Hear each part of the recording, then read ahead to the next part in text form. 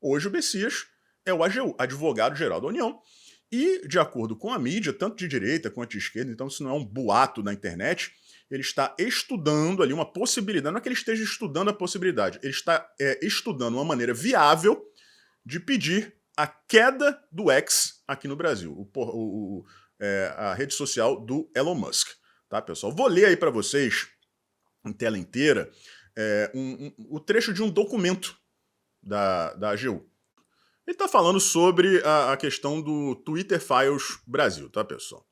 Tais documentos, que ficaram conhecidos internacionalmente como Twitter Files, parecem reproduzir trechos de conteúdos de decisões judiciais sigilosas proferidas pelo Poder Judiciário brasileiro, em especial da relatoria do ministro Alexandre de Moraes, tanto em sua atuação no Supremo Tribunal Federal como no Tribunal Superior Eleitoral. Assim, diante desse cenário, no qual se percebe a tentativa de desestabilizar o Estado democrático instituído pela Constituição da República Federativa do Brasil de 1988, a partir da publicação de documentos de cunho sigiloso, exarados em processos que tramitam no STF e no TSE, é que se apresenta esta notícia de fato. Olha, a gente tá tendo uma contradição aqui meio estranha, né? Porque outro dia o Barroso, presidente do STF, disse que todos os alvos dessas decisões teriam tido acesso às fundamentações das decisões. Mas como assim? Para você ter acesso às fundamentações, você precisa ter acesso às decisões em si. Né? As fundamentações estão incluídas nas decisões. Eu, como alvo de algumas dessas decisões, não tive acesso a nada. A nada. Só fui ver o que aconteceu e as tais fundamentações que são quase ou praticamente totalmente, para não dizer outra coisa, inexistentes, quando houve essa divulgação por parte do Eli Vieira, do Davi Agape e do Michael Schellenberger, tá? Do Twitter Files Brasil. Foi quando eu vi, 1 ano e meio depois. Tá? Mas o Barroso, presidente do STF, disse que todos os alvos tiveram acesso às fundamentações. Agora, vem o AGU e diz que as decisões eram sigilosas. Aí eu pergunto aqui para vocês, como nós, né, os alvos, tivemos acesso às fundamentações, né, anteriormente, de acordo com o Barroso, isso é óbvio, às decisões, se o Messias está dizendo aí que as decisões eram sigilosas?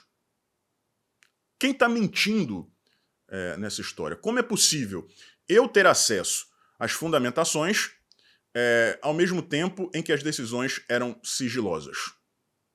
Eu, sinceramente, não sei. E ao invés do AGU discutir questões de ilegalidade, né, constantes ali, né, permeando todas essas decisões aí, não, ele está reclamando da divulgação dessas decisões. E sugerindo, né, ele está estudando essa possibilidade de sugerir de pedir a dissolução do X no Brasil. Como eu falei aqui, se isso não é isso aqui, olha só, isso não é um sinal de censura, isso é uma prova de censura por parte do governo. A AGU faz parte do governo federal, não do Poder Judiciário. Então não dá mais para dizer que é coisa só do Judiciário. A gente está vendo o AGU pedindo a derrubada de uma rede social no Brasil, por conta de opinião e pela divulgação de documentos que pertenciam a outra parte e que, por sua vez, foram exigidos pelo Congresso americano e pelas leis que regem o funcionamento dessa rede social lá nos Estados Unidos. É muito grave, pessoal. Já a notícia boa, essa notícia é ruim, tá? Se isso aí já é ruim, agora, se a derrubada se confirmar, é terrível. Agora, a notícia boa é a seguinte: lembram daquele caso da Embaixada da Hungria, né, que o Bolsonaro foi lá visitar o embaixador, conversar com o presidente húngaro em videochamada e tal, aí teve aqueles vídeos vazados, que, como eu já trouxe aqui para vocês, pessoal, aquilo ali não são os arquivos realmente das gravações. Alguém de dentro da embaixada, provavelmente algum funcionário terceirizado, filmou a tela com o seu celular e divulgou essas filmagens, tá? Bolsonaro estava pedindo asilo, Bolsonaro fujão, Bolsonaro ia meter o pé e ia largar o povo brasileiro aqui sozinho e tal, estava com medo. Pois o Alexandre de Moraes, né, declarou oficialmente que não existe nenhuma prova de que o Bolsonaro estivesse lá para pedir asilo. E todo mundo sabia disso, porque quando esses vídeos foram divulgados, o Bolsonaro já tinha saído por livre e espontânea vontade da Embaixada da Hungria. O Bolsonaro já tinha ido e voltado para os Estados Unidos. Isso é comportamento de alguém que quer pedir asilo, quer fugir? Acho que não, né, pessoal? Eu tenho certeza absoluta que não. Agora, o desgaste aconteceu. Foram semanas e semanas e semanas da imprensa batendo nessa tecla aí, sem parar. E aí a população tá lá, quem se informa ou se desinforma, né, através da mídia tradicional, ficou lá, né, ouvindo aquele negócio ali martelando durante semanas. Bolsonaro fujão, Bolsonaro queria pedir asilo. E agora? Como é que fica essa situação? É muito complicado, né, galera? É muito complicado. A situação é essa, tá? É um recuo inédito do Alexandre de Moraes. Se vocês souberem de outro exemplo deste tamanho, né, uma narrativa criada contra Jair Bolsonaro que foi enterrada pelo próprio Moraes, né, por vontade própria, ele foi lá e enterrou aquilo ali, é o que tudo indica, né, a não ser que ele tenha sido pressionado, a pressão externa, estrangeira, não sei. Mas ele recuou. Essa é a primeira vez que eu vejo isso acontecer. Desde que começou, né, esse imbróglio aí entre Twitter, X, né, e TSE, STF, Alexandre de Moraes, a gente vive com medo de acordar um dia, tentar abrir o Twitter e a plataforma não está mais lá. Está bloqueada no Brasil. Inclusive eu trouxe ontem para vocês que o Bessias, que é o AGU do governo do Lula, está estudando uma maneira ali, né, para fazer esse pedido e retirar o X do Brasil, né? Agora, com o Rumble, eles não têm esse poder de barganha. Por um motivo muito simples. Quando isso começou por aqui, o Rumble decidiu deixar o Brasil. Eles se adiantaram. Olha, eu não vou fazer parte disso. Eu estou recebendo essas ordens aqui e eu não tenho como obedecer isso. Não tem como. Então, eu prefiro encerrar as minhas operações no seu país a fazer parte desse negócio. Então, como o TSE, o AGU, o STF, quem quer que seja, pode, de alguma forma, prejudicar o Rumble? De maneira alguma. Eles já não estão no Brasil mesmo. Então, isso os deixa muito mais livres, né, para falar da maneira como eles quiserem. Não que o Elon Musk não esteja fazendo isso, né? Muito pelo contrário. Mas vocês estão entendendo que o poder de barganha do Brasil, do governo brasileiro, do judiciário, neste caso é muito menor do que no caso do Twitter, se não inexistente? Pois é. E aí, pessoal, é que vem a parte mais importante, tá? Os documentos que foram entregues ao Rumble, né, as exigências feitas pelo TSE, foram bastante específicas. Porque pouquíssimas pessoas usavam o Rumble aqui no Brasil. Tá? Quem usava? Normalmente pessoas que estavam já fugindo da censura de outras plataformas, operadas ou não pelo TSE e pelo STF. Uma dessas pessoas, e talvez o principal usuário, era o Alan dos Santos. Porque ele usava o Rumble e uma empresa irmã do Rumble que oferecia uma estrutura ali para você fazer programas jornalísticos, entrevistas, chamado Locals. E o Alan dos Santos usava isso, o Paulo Figueiredo usava isso também, o Rodrigo Constantino usava isso. Então, vai ser muito mais fácil de você afunilar a censura nesse caso, né? Personalizar até. Porque foram poucos indivíduos que foram atingidos enquanto produtores de conteúdo, enquanto jornalistas. Uma conduta bem individualizada.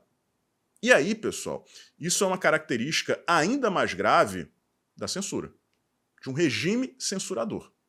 Alvos específicos. Vocês estão entendendo? Pois é. E, como eu disse aqui, o Rumble não vai fazer questão nenhuma de tirar o pé do acelerador. Vai entregar ali tudo que tiver que entregar e vai falar tudo que tiver para falar, porque não tem mais nada a perder. Pelo contrário, só tem a ganhar. Se o regime cai, o Rumble pode voltar a operar no Brasil. Né? O depoimento do Elon Musk está marcado para o próximo dia 8 e vai parar o mundo. Não adianta a esquerda tentar minimizar, porque não vai conseguir. Vai parar o mundo. Com certeza será transmitido pelo Twitter. Agora, a gente viu recentemente que aconteceu uma censura nos Spaces, né, que são aquelas lives por áudio que o Twitter promove. E lives realizadas, né, Spaces realizados lá fora do Brasil, estão bloqueados aqui, em território nacional. Tá? Então não sei como essa transmissão será feita. Talvez o próprio Elon Musk resolva transmitir em seu perfil, né, com imagens. Aí, pessoal, se derrubarem, vocês já imaginaram? Ao vivo lá, o Elon Musk prestando depoimento, daqui a pouco alguém avisa para ele e diz: só queria comunicar a vocês aqui do Congresso e para o mundo inteiro que eu estava transmitindo isso em meu perfil no Twitter e a transmissão foi interrompida pelo judiciário brasileiro. Meu amigo.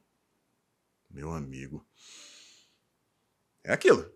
Tá? Vamos nos preparar, porque Elon Musk e Rumble vem aí. E a cereja do bolo será o grupo Meta, Facebook e Instagram, pessoal. Eu tô numa ansiedade para ver isso aí que vocês não têm noção. O STF vai promover um fórum em Londres. Só que é um fórum um tanto quanto pitoresco, peculiar, único, né? Sui generis. Porque eles vão sair do Brasil e vão para Londres para falar sobre o Brasil. Alguém consegue explicar isso? Alguém consegue?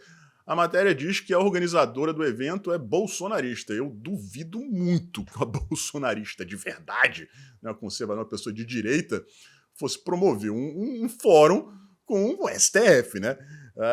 Tá de sacanagem com a cara da gente. Ela deve ter tirado uma foto com a camisa da seleção em um jogo do Brasil, e aí a imprensa disse que ela é bolsonarista, né? Mas aí o detalhe mais interessante dentre os detalhes interessantes é o seguinte: não vai ter imprensa, a imprensa está barrada. Barrada. Ninguém da imprensa entra para acompanhar o fórum, para fazer a cobertura. Que segredo é esse, gente? Que segredo é esse? Aí foram perguntar para o Alexandre de Moraes: depois, quando terminar aí o fórum, será que Vossa Excelência aceita dar uma entrevista? Aí o Moraes respondeu: entrevista? Nem a pau. Bloque, né? Pau! Não vai ter entrevista para vocês. E pensar que na época do Bolsonaro, todo dia, antes de sair do Palácio do Alvorada e se dirigir ao Palácio do Planalto, ele pacientemente parava ali naquele cercadinho, ficava respondendo a um monte de pergunta imbecil de jornalista banana. E olha, o Bolsonaro fez isso durante muito tempo. Eu não sei como ele aguentou tanto tempo respondendo aquelas perguntas imbecis.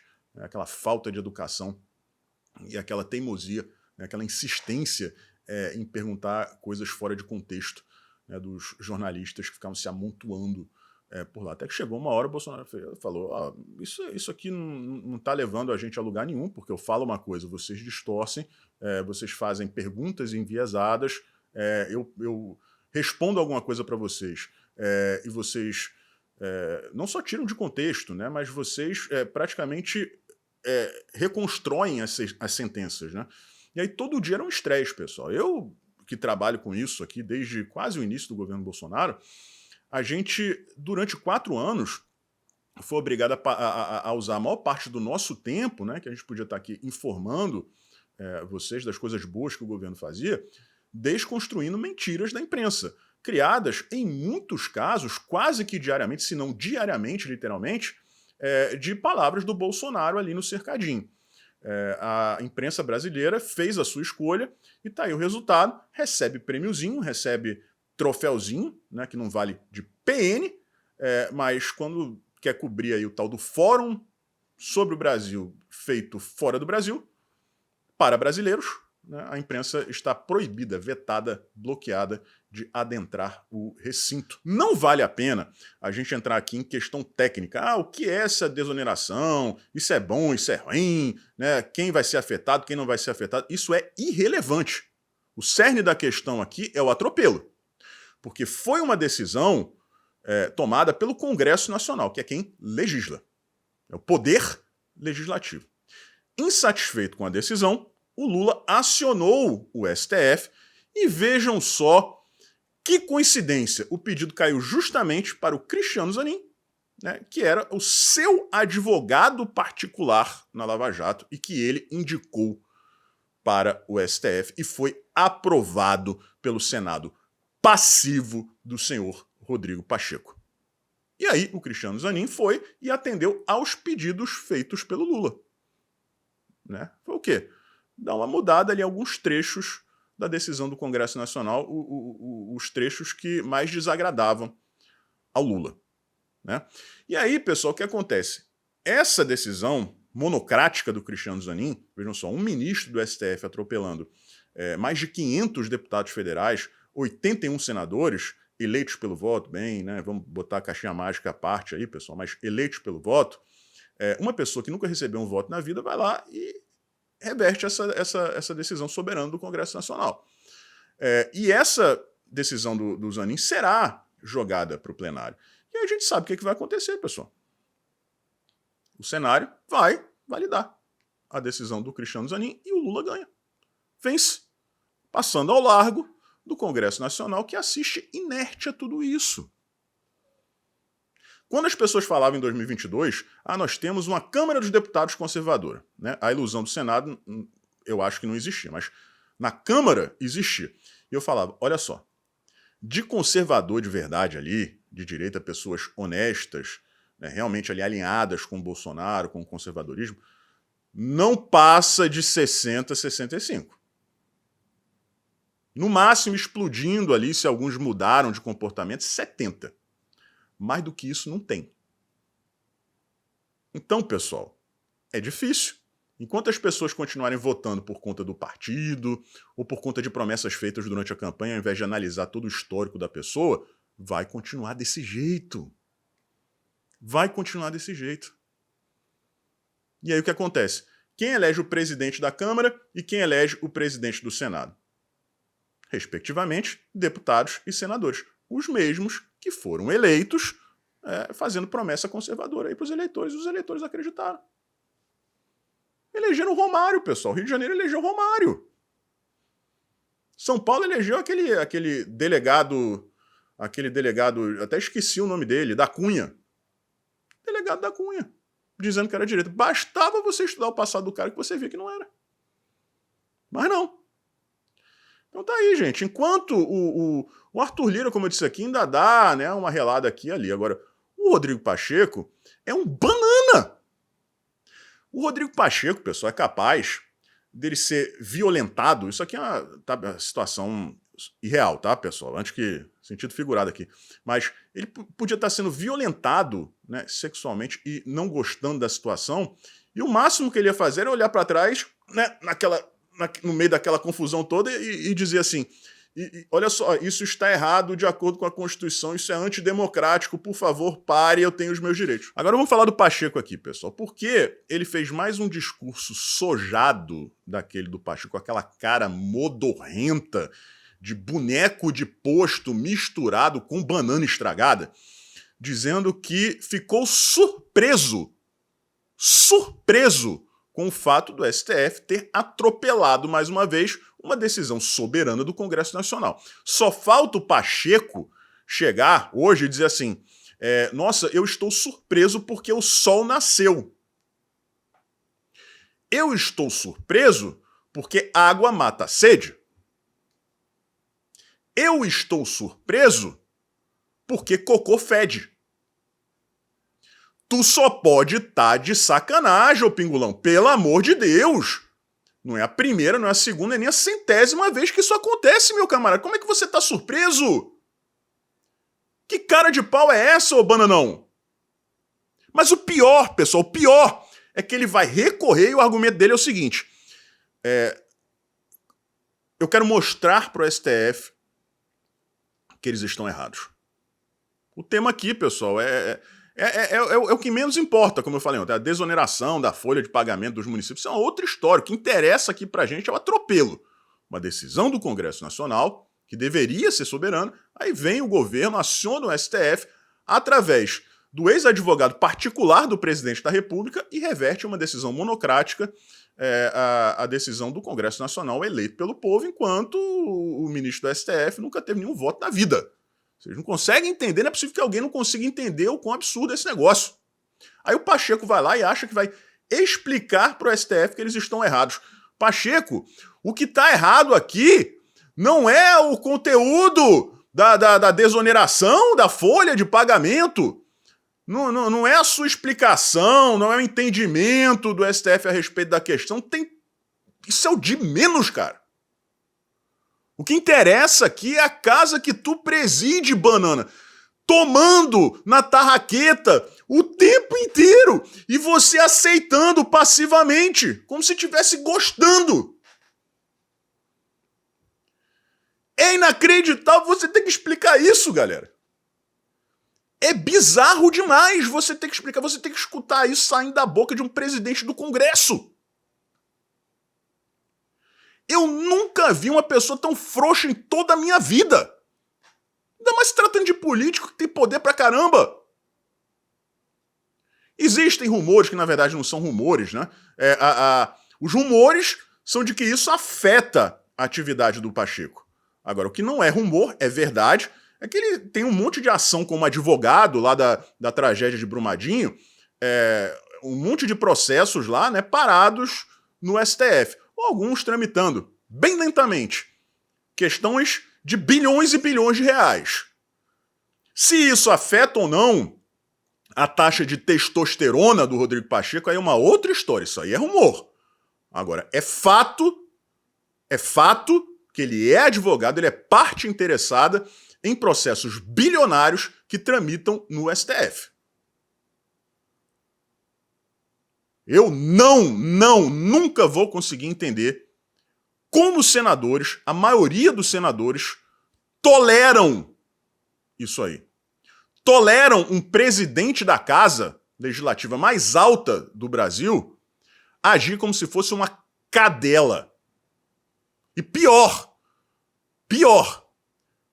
uma cadela sem uma pata, que é fácil de você maltratar, porque não consegue fugir. Então vamos lá, galera, só para todo mundo entender aqui. O conteúdo do raio da decisão do Congresso Nacional não interessa.